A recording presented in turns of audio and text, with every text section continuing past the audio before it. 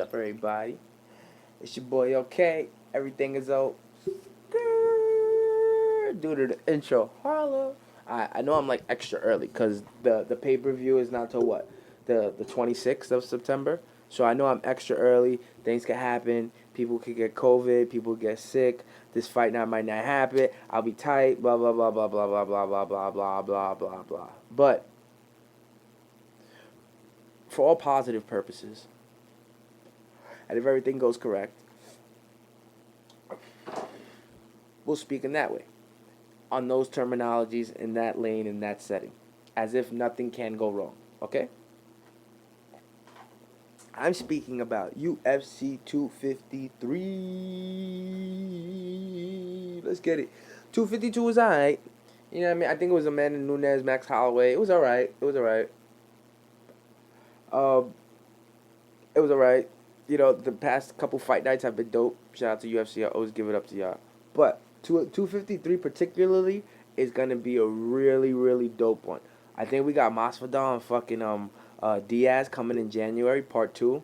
That was for the BMF belt, baddest motherfucker. You can't beat that shit. I'll take a part 2 of that shit any day. Why not? Like, Masvidal, I give credit to you because Covington got beat the fuck up by Usman, and Covington had a whole camp. You didn't get beat the fuck up by Usman. You didn't that, and I think that's where there was a big difference that everybody had noticed. You lost. A loss is a loss. You know, at the end of the day, if you never get a title shot again, you know what it is. You know what I mean? Like, a loss is a loss. You are the king of your own castle. Fuck that. But if from a fan standpoint, Covington got his ass whooped. Not only that, he got knocked out. Either which way you call it, your jaw wasn't tested that way. His jaw was tested that way. And I think that's because Usman was angry at him. I think Usman was genuinely angry at him. I don't think Usman was mad at you. He knew you did this for the ticket sales. He knew you did this for the boost. And at the end of the day, this shit helped Usman because he beat you. I don't think his popularity is as great as Jorge's, but since he beat him, he took some of his fans. And if we're talking UFC, that's all that counts.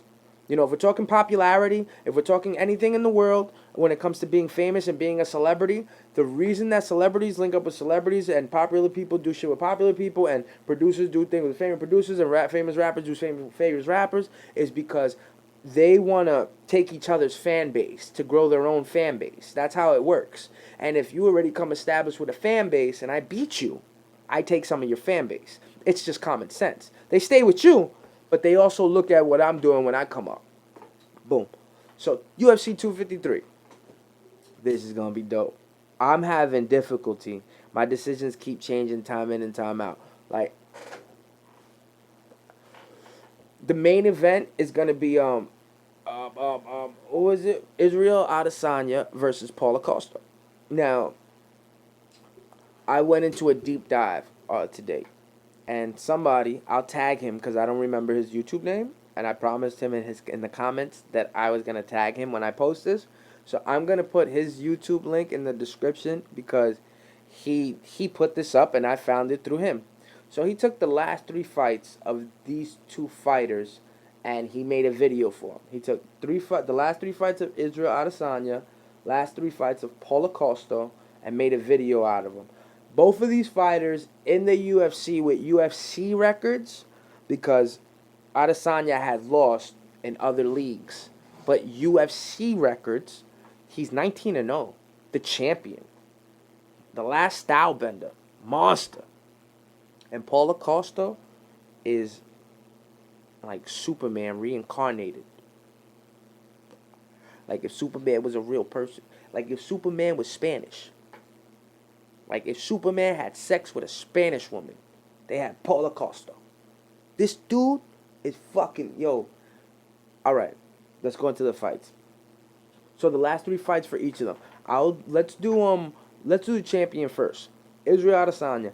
I saw all last 3 fights because UFC is like in my blood now. I gotta see them. And I'll recall them as I watch these names. So, Yoel Romero. They say that the fight between him and Yoel, which was his last fight, which was a championship defense, it looked like two people playing Mortal Kombat and trying to learn the buttons facing one another. They were just they weren't fighting, they weren't engaging. And the reason, from my opinion, from my standpoint, watching it from outside in, was the fact that they're both counterpunchers.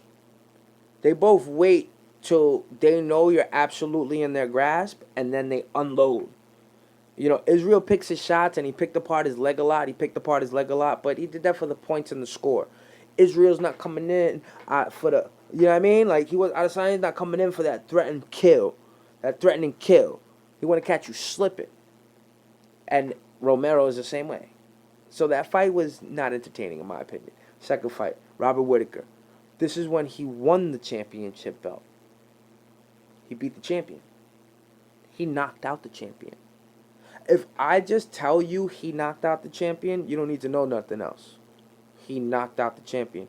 What else is there to know? What else is there to know? You know what I mean? I knocked out the champion. No matter how I did it, it don't matter. Now, ask a fan, how was the fight when he knocked out the champion? I'm gonna tell you that Bobby Knuckles, the ex-champion, he knew Adesanya was a threat. He felt like the pressure was on him, and he came in there, and he wasn't the regular Bobby Knuckles that I'm used to seeing. Robert Whittaker usually, even if he's a little bit wild, he knows when to get wild, pick his targets. He didn't do that with Adesanya. He just came in and just tried to be a cobra. He tried to be a cobra against a mongoose, and the mongoose won. Dead ass. Because that mongoose, if you saw the way Whittaker got knocked out, he got hit while Adesanya was going forward. He got hit with a right, but Adesanya was coming back for the left. So he knew that Whittaker's head, after throwing a punch, is going to sit there for 2 seconds too long. After Whittaker throws a punch, it's how we do it, because he threw so much power into it. So your head's there 2 times too long? Okay, I'm not going to one-piece you. That's a 2-piece. You're going to 2-piece you. And he laid him out, got the championship belt. I think that was an awesome fight. I just watched today the fight. This is his third fight I'm speaking about now. I just watched today him and Kelvin Gastelum. Rewatched it on this guy's YouTube because he played the last 3 fights. I'm going off of his narrative. That's why I said I'm going to tag him, because I'm going off of his narrative. So I saw Kevin Gastelum's fight. I will say Kevin Gastelum is short for that division. That division is 185 pounds, if I'm not mistaken, and he's very short. I give him so much credit because he was hitting Izzy, but he's so short. He literally had to jump up. You fighting these, if he cut weight, I know he probably can't cut weight to 170. It probably hurt him, but I think he'd be so much better at 170 because he looks so short and stocky. And I think that's why Izzy picked him off. And then not only that, Izzy's cardio really showed in that fight. Izzy's cardio hasn't been tested yet, in my opinion. He hasn't showed he's tired at all. He hasn't showed he's out of energy like that. He looked like that boy could keep going for another 5 after the 5. So he got the champion's cardio, and then once you got the belt, it's like playing a video game, and you add something to your armor and shit like that. You know what I mean? Now he could probably go another 5 because he got the belt. So I think that man got 15 rounds in him, if I'm being honest, because that's the way his cardio looks. All respect to him. Now I'm gonna get to Paulo Costa though, who's 13-0. Izzy's 19-0. Paulo Costa's 13-0. Last fight was Yoel Romero. So they both fought Yoel Romero last. Yoel, you got a fucking crazy name, my nigga. Shout out to Cuba. They both fought him last. When I watched both of their fights, Paulo Costa brought it to Yoel.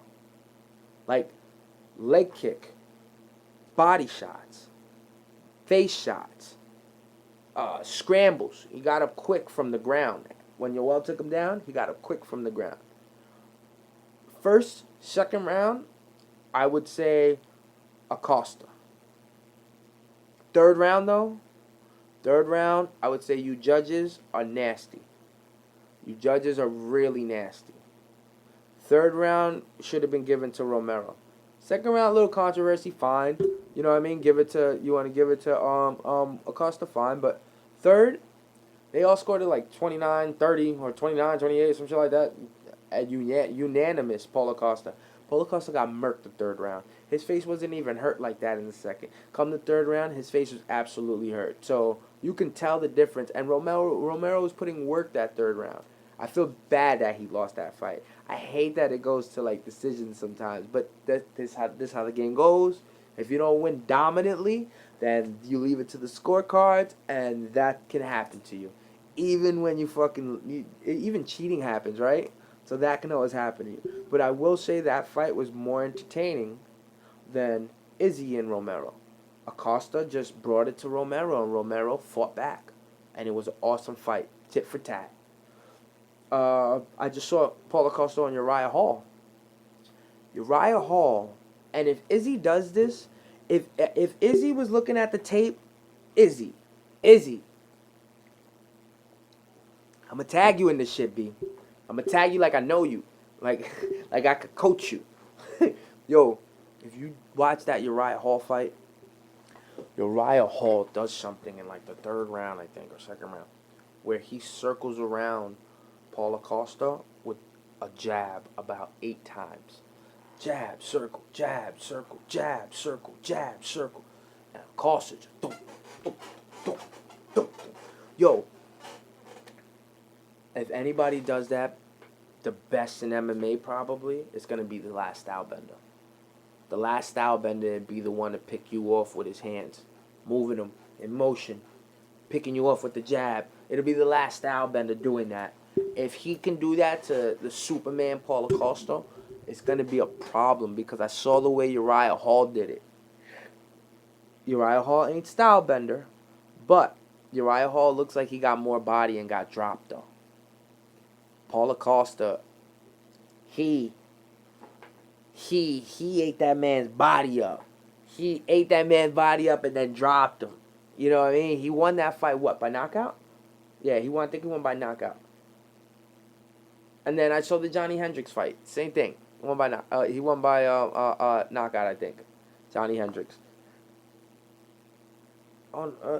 Yo, he's a beast. You can't. Paulo Costa's a beast. He's huge. He's huge. He walks around like 240. How do you cut down to 185? Like, that's an animal. I can't. Yo, these people are monsters. I'm so scared. If I had to make a decision, and I know I'm gonna say this now and then post it, so it might be set in stone. Do I go Paulo Costa 13-0? The last style bender? 19-0 with the championship. Tell me this ain't the fucking Apollo Rocky movie with a Spanish guy instead of the Italian stallion. You got Ricky Martin. Yo, Acosta, you dope though. Damn, he looks like a god though. He looks like he just wants to break you down and he's just gonna charge at you. Izzy is gonna pick you off like the sniper he is. Hard fight to call, man. Hard fight to call. I can hear Paulo Costa going, I just came out and I didn't see the one punch and I got caught out there and he hit me. I can hear him saying that, and then I can hear Izzy saying, I'm young, I just came out. It's alright if I lost my title. I'm coming back to go get it. I want my second rematch. I can hear Izzy's talking that shit too. You know what I'm saying? Alright, I'm gonna come back to my decision. Hold up. Co-main event, Dominic Reyes and Juan Blachowicz. 26-8. Yo, Juan has been on a tear. He's been on the tear. Dominic Reyes, though, just lost to John Jones. So you have something to prove because a lot of people say that fight could have went either way. But I always say, unless you dominate the champion, you aren't the champion. You can't barely beat the champion. If you barely beat the champion, you're not the champion. Because there's room for question. They're like, oh, well, Mike Tyson didn't barely beat his opponents. When Mike Tyson won, he knocked you the fuck out. There's a big difference. You know what I mean? Like, to be the champion, you got to beat the champion. Dominic Reyes, you didn't beat John Jones. Hence why he vacated the title and said, fuck it, I'm going to go up to championship. Heavyweight champion. There's nobody here at lightweight champion. Let me go up to heavyweight champion. That's a bold move because that man got chicken legs. He going to have to go see, I don't know, he going to have to do something about those calves, bro. Like, if you're going to go up to, like, 220 John Jones, you better put, like, 60 pounds on each calf because your legs are so skinny, bro. I don't know how they don't get... Man, I hope your jaw's good because your legs are skinny. And those heavyweight champions are looking like... They should probably put you against Derek Lewis. I think the Black Beast and you would be a dope fight. You know what I mean? I don't think you deserve Stipe. I don't think you deserve the champion because you left the championship. Although, see, Cormier, you should have did it like Cormier instead of being a Herb. Why vacate your title because you don't want to fight again in light heavyweight? That just kind of is senseless to me. You should go ahead and do what Cormier did. Keep your light heavyweight championship and then fight the heavyweight championship and then win the belt. That's when you really prove something. I'm surprised nobody throws that in your face that you didn't want to go beat champ. And I know that's because you're the greatest of all time because you beat the greatest of all time. So what's the point of being champ in 2 divisions? But if you don't become heavyweight champion, you might look like a clown. You might look like a clown, even with your dope record. And I mean clown in the sense of like, it's not as good as it could have been. If you don't win the heavyweight championship in your time, that means that your legacy is not as good as it could have been. Oh, boss.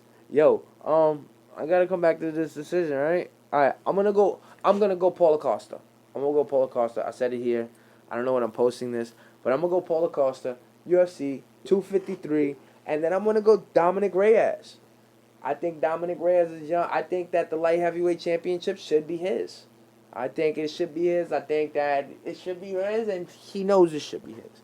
So those are my 2 big guesses. This week I'm going. I didn't even put the card up, but what's this guy's name? Oh, I'm going Alistair Overeem this week for the it's a main event 5 rounds. I think he's fighting. I forget the guy's name, but I'm going Overeem. Overeem's been on a tear. He won his last fight by knockout in the 2nd round. And yeah, I think that's it. I'm out of here. Yo, it's your boy OK. Everything is O. Stop your shit. What am I doing? Yo, shout out to all you people that are... I know I always do this later, but shout out to all you people that are performing, that are getting the shows back, that are in the swing of things. I just saw my man Ish on a live performance. You know, shout out to all you people that are getting back into the swing of things. I know us as creators, we need to create, you know, and hence when you capture a moment, try to really deep dive in it and catch it. To all the people I got music from, that don't worry, I got y'all. I'm gonna set a session, and we're gonna do this music together, and it's gonna be great and magical. Corona does suck, and that's why I move with a fear, because you never know who exactly is sick.